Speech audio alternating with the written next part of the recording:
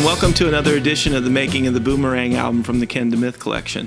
I've been working on this album for nearly 4 years now, but it really goes back a lot further than that. Today I'm going to take us back to 1993 when I met a guy who, in moving back from Chicago to Dallas, gave me some work as a graphic designer. He had an advertising agency, and through the years we were a client, and I was his client for a while, and he offered me freelance work from time to time, and we kept going back and forth like that for about 5 years, and it got more and more serious. And one day we had a lunch that we decided we would talk about whether we could go do some business together, work with each other.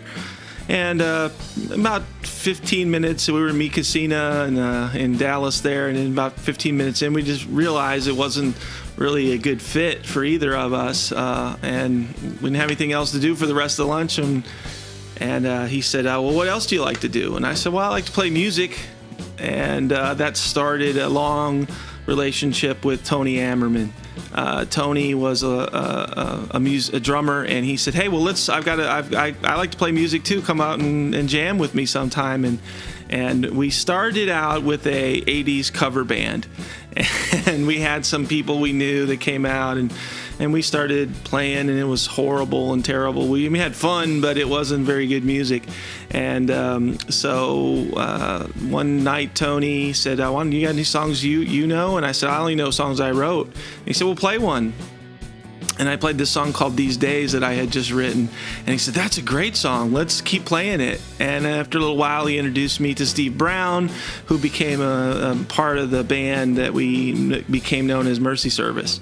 And so we went through Mercy Service. We did that for a few years and made a record with Rob Wexler. It was a fantastic record experience, and we had played all kinds of gigs together with Tony.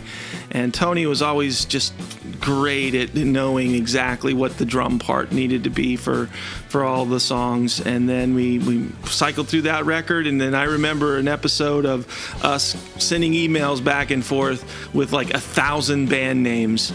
And we were trying to rename ourselves, restructure ourselves, and we had this kind of more wacky feeling, country, bluegrass, whatever kind of feel we wanted to do. And last came the Come-Alongs. We became the Come-Alongs. We added Rick Reed on accordion and D.W. Hadley on the bass. At first, Tom Ammerman was on the bass with us, Tony's brother.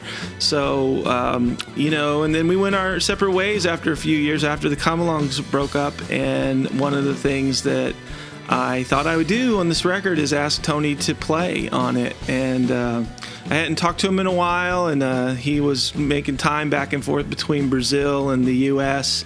And I said, well, if you're in town over the holidays, I'm going to be renting a studio, and I'd love to have you play on some tracks. And it had been a while since I had seen Tony, and he came out, and I had picked 3 or 4 tracks that we played together when we were in the either Mercy Service or Come Along, one of the combinations of things. And he came right in, and like he did in the first album and any other time we recorded, he just nailed it.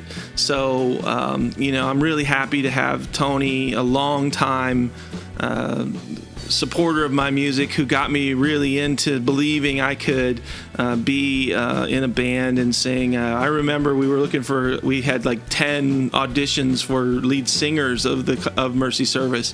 Never worked out until one day Tony said, "Why don't you just sing? You sound good singing them, sing them, and these are your songs, you sound good singing them, let's keep it up." So I thank Tony for his encouragement and support, not only on this record, but throughout everything I've done in music. Been a big supporter of mine, and I wish him well and thank him for his contribution to this record.